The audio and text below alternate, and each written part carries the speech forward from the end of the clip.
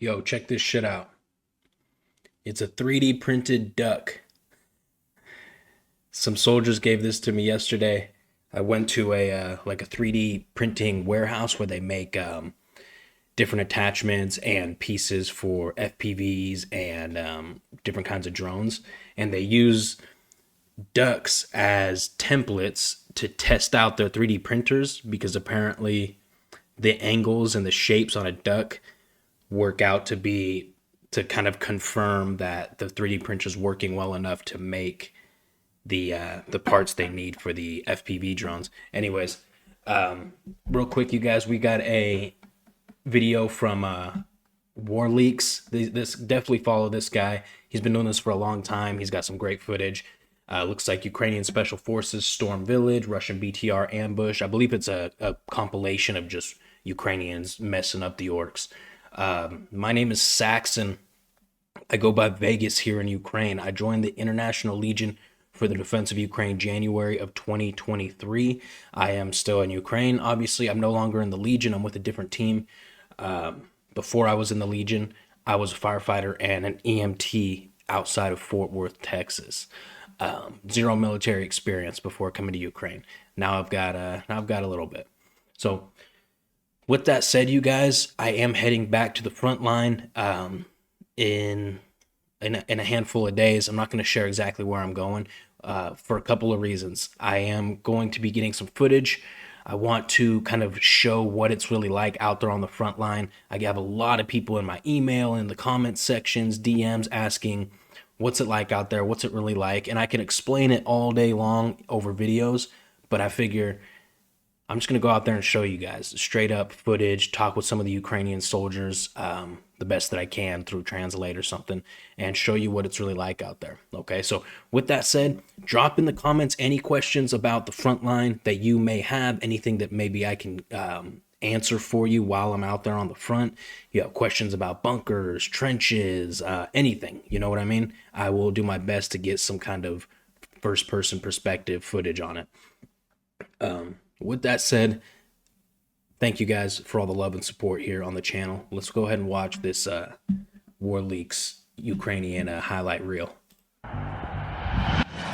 Hello and welcome to a new Ukraine war update. Today we have a lot of footage to go through, and I can promise that some really interesting events were documented this time. If you'd like to support me, please be sure to leave a like and a comment to help with the algorithm. Thank you very much. The full version of this update is available on my Telegram channel. The link is in the description. Now let's jump right into the footage. This helmet cam footage from turrets shows a Ukrainian soldier engaging a Russian position with his suppressed rifle, when he is suddenly forced to duck as the position he targeted is engulfed in a fireball. This was most likely caused by a thermobaric rocket launcher fired by another Ukrainian soldier at the Russian position. As you can see in this reference, thermobarics are gnarly, guys. They kind of vaporize. Well, how would I explain this? They turn the air particles into fire, basically. So thermobaric will it'll basically burn you from the inside out. Any air that's in your body, it'll burn. It'll pull that air, burn it. It's kind of difficult to explain, but I mean, they're very effective, especially in close quarters, bunkers, buildings, stuff like that. It just takes all that air in the room, turns it into just searing hot fire. Clip from a Russian live fire demonstration, the effect is quite similar. In this helmet cam video, a Russian soldier armed with a Weapon 12 multipurpose semi-automatic shotgun captures the moment a Ukrainian MRAP is hit by a Russian RPG during an assault on their positions, reportedly in the Kursk region. Slowed down footage. Hey, a lot of people have been asking, not a lot, like 2 fucking people. Not a lot at all. I take that back. But a couple of people have been asking, show us the Russian side of things. Show us the Russians attacking the Ukrainians. Here you go. There you go. Ukrainian armored vehicle getting hit.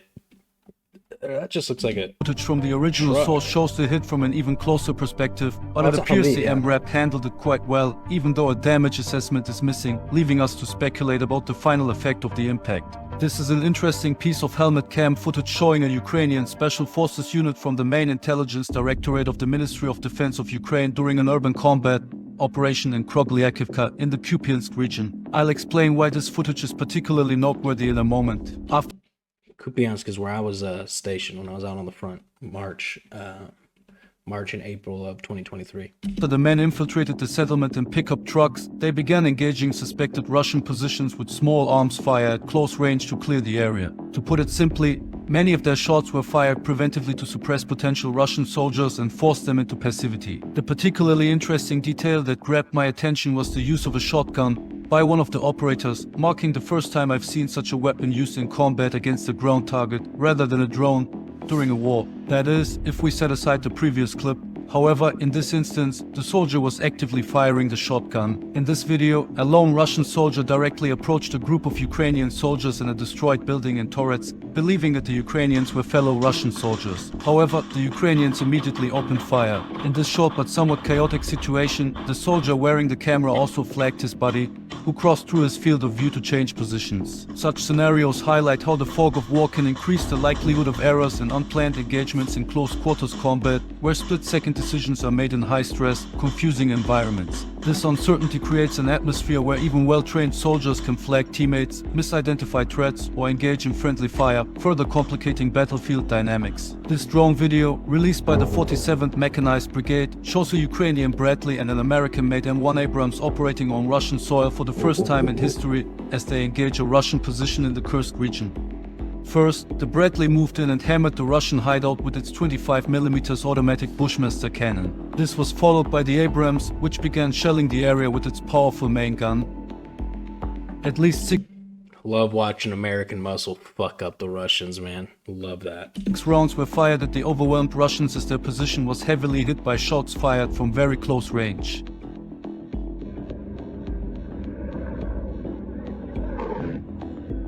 Cell phone footage captured the moment a Russian Shahid drone was hunted down by a Ukrainian Mi-24 Hind helicopter, which shot the drone down with its 12.7mm gun. Wow. To give a sense of the actual size of a Russian Shahid drone, here is one leaned against a Ukrainian home. This Russian tank, equipped with a mine roller, took a direct hit from a Ukrainian-fired Javelin missile. The tank kept moving for a while, however, two of the crew members began to bail out of the still-moving vehicle. Shortly afterward, the tank hit what appeared to be two mines, and the video ended. Here is another drone video showing a Javelin missile striking a Russian armored vehicle. It's pretty interesting that they still use Javelins, given all the access to anti-armored drones they have nowadays. The Russian pickup truck you see here was on its way to deliver Russian infantry to the Grey Zone. During its mission, a Ukrainian drone spotted and closely tracked the vehicle's movement to direct artillery fire onto it. When the Russian truck noticed the first round of sporadic artillery fire aimed at it, the driver began to speed up to escape the impact area. This just to hit a mine placed by Ukrainian engineers. A rather interesting video was released from the Kursk region, showing a Russian Ukrainian engineers to speed up to escape the impact area. This just to hit a mine placed by Ukrainian engineers. A rather interesting video was released from the Kursk region, showing a Russian BTR with infantry riding on top as it drives toward a Ukrainian tank unit consisting of two tanks. The Ukrainian tanks in question are not Russian tanks captured by Ukrainian forces, as some misinformation spreading content farms sensationally claim, but rather Ukrainian T-64 tanks. It appears, however, that the BTR mistakenly identified the tanks as friendly as it calmly maneuvered in front of the tank's barrels, which then opened fire. After the first shell brought the BTR to a standstill, the second tank finished off the now immobilized vehicle with another shot. Contrary to what the previously mentioned content farms claimed, this was not the end of the story. The Russians managed to destroy one of the Ukrainian tanks shortly afterward, as shown in footage documenting the destroyed BTR and one of the Ukrainian tanks. This drone video also shows an interesting armor-on-armor engagement from the Kursk region, but this time from the other perspective, capturing a Russian L-shaped ambush conducted by two BTRs on an advancing Ukrainian MRAP column. We see a column of at least 10 Ukrainian armored vehicles driving directly into a kill zone set up by the two Russian BTRs. Russian sources claimed that the convoy consisted of a total of 19 vehicles, and while it's possible that more than 10 vehicles drove into the ambush, the low quality of the footage makes an accurate count difficult. One after another, the Ukrainian vehicles drove into the field of fire of the first BTR, which engaged the unresponsive Ukrainians with its automatic cannon at close range. In such a situation, they advised responses to immediately return fire while simultaneously reporting the contact by providing what is known as the 3Ds: distance, direction, and description. Distance refers to the approximate range to the enemy, direction specifies the bearing or location of the threat, and description includes details about the enemy forces, such as type and number of vehicles or personnel. It appears that the Ukrainians did not follow this procedure, as they simply kept pushing through the kill zone without returning or suppressing fire, which could have been very effective given that BTRs are typically vulnerable to caliber 50 guns. Those that managed to push through the fire of the first BTR maneuvered directly into the line of fire of a second BTR positioned slightly further away from the first. It's unclear why they were unable to determine the BTR's positions, given their close proximity and the likelihood that the Ukrainians had communication links between vehicles due to the convoy's size. That said, it's easy for us to analyze from a distance and say they should have acted this way or that. In the end, most manuals on how to react to an ambush while mounted, whether close or distant, were written with scenarios involving IEDs followed by small arms fire, or at most, RPGs in mind. They do not typically address situations involving 30mm cannons fired at lightly armored vehicles from very close range in a high-intensity engagement, turning any dismounting and assault through the ambush to destroy the enemy into a guaranteed suicide mission. I think the outcome was more due to poor ISR beforehand and the general challenges of attempting fast-paced maneuver warfare, where time frames become increasingly compressed due to the omnipresence of drones. The only option would have been to bypass the ambush, which was not possible due to poor ISR in this case, or for the vehicles that hadn't yet entered the kill zone to consolidate, set up security and establish a base of fire to support the elements already in the kill zone. However, this was also not feasible, as the final Russian assault element closing the ambush would most likely have been replaced by FPV drones just waiting to interfere with this. This footage from the 225th Assault. So just to clarify here, if I'm not mistaken, it was a pretty big column of I believe they were BMPs and Humvees, and 2 Russian BTRs just laid perfect ambush on them. That's tough, man. I agree with what he said. That it seems like if there's going to be blame placed here, which there has to be in this kind of a situation, pre-op surveillance should have found those BTRs. And then once they start taking fire, the comms got to be on point, right? Like, hey, we just took fire from our 3 o'clock, either stop the convoy or tactical maneuver or something, in my opinion, again. But like he says, in the fog of war, shit's crazy. None of those guys expected that to happen. They're taking fire. It's difficult. Battalion shows a pair of German-supplied Marder 183 infantry fighting vehicles maneuvering through heavy Russian fire consisting of RPGs and FPV drones. The video was filmed by a camera strapped on top of one of the Marders during an assault on a Russian-held forest strip in Kurshina. The vehicle had several close calls with RPGs and FPVs but was not hit once. Given that the Marder 183 needs to fire from a standstill for optimal accuracy as its cannon is not stabilized, this is remarkable. While the RPG misses can largely be attributed to luck, the FPV drones were likely thwarted by electronic warfare systems in place that protected the IFVs from incoming Russian drones. So far, actual footage of the Marder in action has been extremely rare, as we've only really seen them in combat during the battle in Kursk. Previously, most footage showed either training exercises or abandoned Marders being destroyed by Russian drones. I think this clip is especially interesting for my fellow German viewers, as it is the first time ground combat footage of German-made Marder IFVs in action has been released, and this in exactly the scenario they were designed for. This Russian soldier was leaning against a disabled BTR with a missing wheel. In the nearby vicinity, more Russian soldiers were resting when they suddenly got interrupted by an incoming Ukrainian drone, and as if the drone wasn't enough, the Ukrainian Leopard tank suddenly appeared on the horizon and targeted the disabled Russian armored personnel carrier with its main cannon.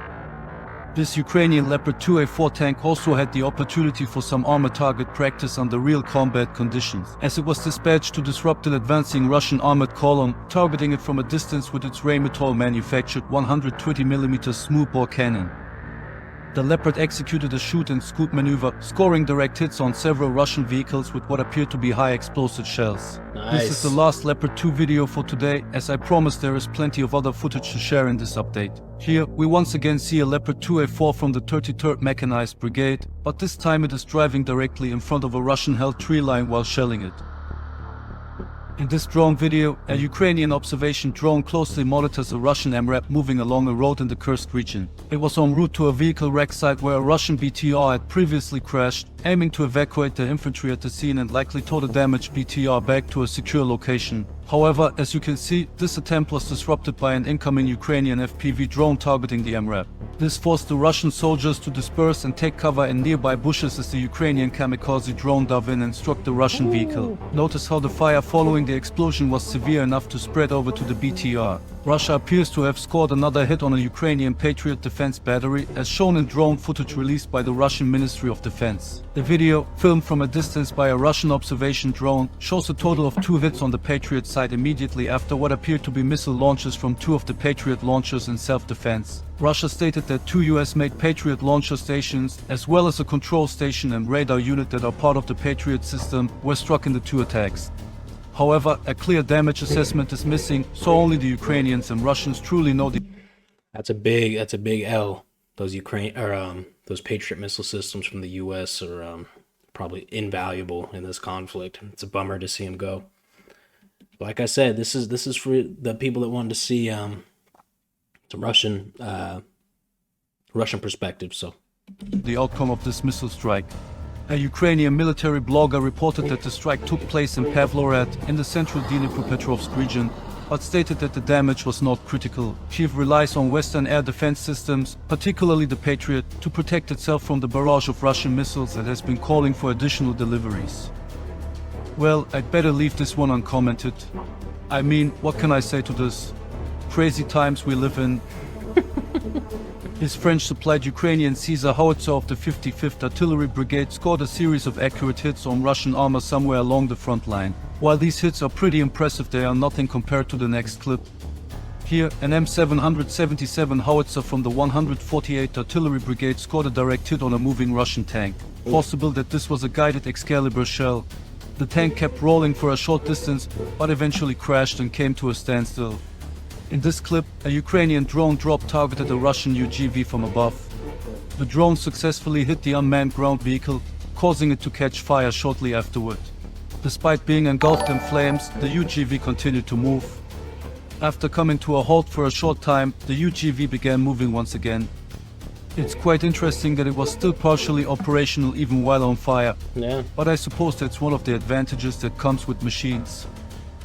Here, a Ukrainian tank advances toward a stationary Russian BMP and destroys it at very close range with its main cannon, all filmed from the screen of the observation drone operator. In a noteworthy friendly fire incident, a Russian fighter jet shot down a rare Russian S-70 Okhotnik stealth drone over Ukraine. At first, it was thought that the Russian jet had shot down another Russian fighter plane in a friendly fire incident, but footage of the drone falling to the ground later revealed that it was an S-70. While this was definitely a friendly fire incident, it is likely that the Russian plane shot the drone down intentionally, as the missile was launched from very close range, meaning the pilot most likely had visual confirmation of the target. He was most likely ordered to shoot it down because the Russians lost connection with it, and the decision was made to prevent it from ending up in enemy hands. This video reportedly shows the first documented use of Rheinmetall's 35mm Skynex air defense system in action, targeting Russian UAVs over Ukraine's capital. The Skynex system's advanced hit efficiency and destruction technology uses specialized ammunition that bursts into a cloud of tungsten sub-projectiles mid-flight, increasing the likelihood of hitting and disabling small, fast-moving targets like kamikaze drones. Группа, третья группа, 2 человека к нам на эвакуацию, 2 человека к нам. 300. This Russian helmet cam video shows a squad of Russian soldiers caught in an open field during an intense firefight. The soldiers are engaging Ukrainian positions while also being targeted by Ukrainian fire and drones hovering above them. Out in the open without cover, they try to hold their ground. According to some Russian sources, the reason they were out there was to act as a distraction to cover the assault of another Russian unit. However, this is unconfirmed, even though it would explain why they were exposed in the open. In theory, this allows the primary assault group to exploit gaps in the enemy's defenses by taking advantage of the diverted focus. However, without confirmation, it's unclear if this was indeed the intended purpose behind their deployment. Without natural or artificial cover, troops are fully exposed to direct fire from small arms, machine guns, snipers, and even indirect fire like mortars or artillery. In an open area, there is no immediate protection from incoming rounds, which forces soldiers to rely on quick movements or lying prone to minimize exposure, though these actions offer only limited protection. In modern combat, exposure to aerial surveillance, particularly from drones, further increases the danger. Drones can easily detect troops in open terrain and relay precise coordinates back to artillery or mortar teams, adding significant risk. Being in an exposed position restricts soldiers' ability to maneuver effectively. Options like advancing or moving laterally often mean exposing themselves further, increasing the chance of being hit. Repositioning or retreating across open ground is equally challenging, as movement makes them more visible and vulnerable to enemy fire. The psychological strain of facing such exposure, with no barriers between them and the enemy, can lead to intense anxiety and fatigue, impairing reaction times and decision-making and affecting both individual soldiers and the squad's overall effectiveness. Open terrain severely limits tactical options. Soldiers might try to engage the enemy while lying prone, but with minimal protection, their chances of sustaining casualties remain high. That's why it's no wonder that this soldier ended up within the blast radius of a drone-dropped explosive. However, he was lucky and escaped with just a fright. This kind of deployment is high risk and often sacrificial, as distraction units have few ways to defend or withdraw. In situations where open exposure is unavoidable, troops can employ certain tactics to reduce the risk. Deploying smoke screens, for example, can obscure vision, providing temporary cover. Suppressive fire may help keep enemy heads down, though it requires adequate ammunition and a clear line of sight. Quick sprints between any available low cover or terrain depressions can also reduce time spent exposed, though the effectiveness of this approach depends heavily on the landscape. In sum, being caught in open terrain during a firefight is an extremely hazardous scenario, and soldiers facing this rely on quick thinking, coordination, and any available tactical support to minimize exposure and increase their chances of survival. If you've watched this far, I want to thank you once again. Please make sure to share this video, leave a comment, and like it to support me and my content. This helps the videos reach a wider audience. I am also currently looking for scriptwriters and video editors to help me create better content.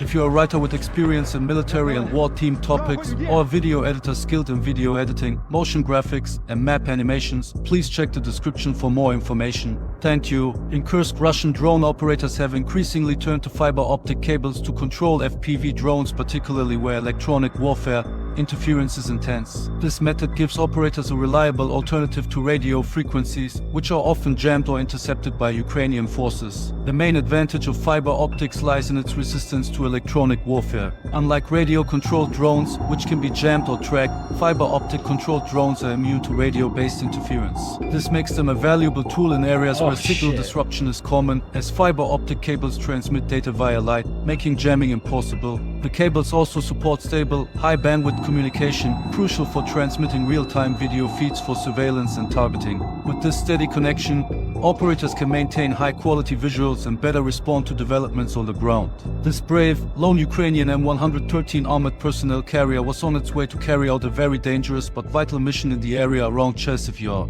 Tasked with delivering critical supplies to Ukrainian forces stationed in a large, multi-story apartment building, the M113 had to navigate exposed terrain under the constant threat of enemy fire. In conflict zones like Chasiv Yar, these resupply missions are essential for maintaining frontline defenses and supporting troops in fortified positions. The danger of this mission is highlighted by this Russian-released FPV drone video showing a different Ukrainian M113 variant being struck by a small first-person drone equipped with an RPG warhead. The M113 is only lightly armored, making even heavy-caliber machine guns a threat to it. This abandoned and burning Russian tank, equipped with a mine roller at the front, was used by Ukrainian drone pilots for target practice, dropping grenades through the hole in its added roof protection. The same tactic was also applied to a disabled MTRB. This helmet cam footage shows two Ukrainian Special Forces operators from the Ukrainian 8th Separate Special Operations Regiment in very close combat with at least one Russian soldier in one of the many ghost towns along Ukraine's front line. The two special operators, armed with saw machine guns, were about to enter an abandoned house, most likely to set up a firing position inside. However, the building was already being used as a hideout by at least one Russian soldier, who immediately opened fire on the lead operator just as he was about to enter. Luckily for the Ukrainians, the Russian missed his shots, allowing them to jump back into the open. From there, the soldier wearing the camera began firing his machine gun at a cyclic rate to suppress the Russian inside, enabling the two Ukrainians to break contact and fall back slightly to deal with the Russian in a different way. To get the situation under control, they used a shoulder-mounted rocket launcher to fire at a relatively small house. This Russian helmet cam video shows a pair of Russian soldiers on an ATV in a forest near Kupiansk. The soldiers hit what was reported to be a mine and had to continue their journey on foot through the desolate landscape that was once a forest. However, the mine was not the only danger lurking there, and soon the two men were targeted by a Ukrainian FPV drone. They attempted to respond by hiding behind a destroyed, abandoned vehicle wreck while using small arms fire to intercept the drone.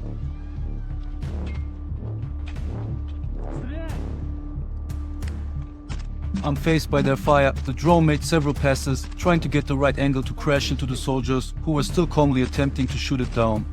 Unfortunately for them, all their attempts failed, and the drone began its final dive to finish them off after trying some more times. Such videos from Ukraine often remind me of the Netflix show Black Mirror, particularly the footage captured in the Grey Zone, or so-called no man's land, between Russian and Ukrainian-controlled territory. It always brings to mind the episode called Metalhead. Leave a like and write it in the comments if you know what I mean. Fortunately, however, the drone missed by just inches, leaving both Russians unharmed. This nerve-wracking back and forth clearly illustrates the intensity of such an attack, which is difficult to counter. I think he meant Ukrainians unharmed, because this is Russian perspective, right? Oh no, I'm sorry. I understand. These are the Russians. My bad. But even if soldiers are sometimes successful in shooting down the FPVs. In this case, another Russian buddy team riding on an ATV was chased by a Ukrainian FPV drone. They responded by dismounting and opening fire on it, causing the drone to crash to the ground and explode just a few meters in front of them, fortunately outside their blast radius.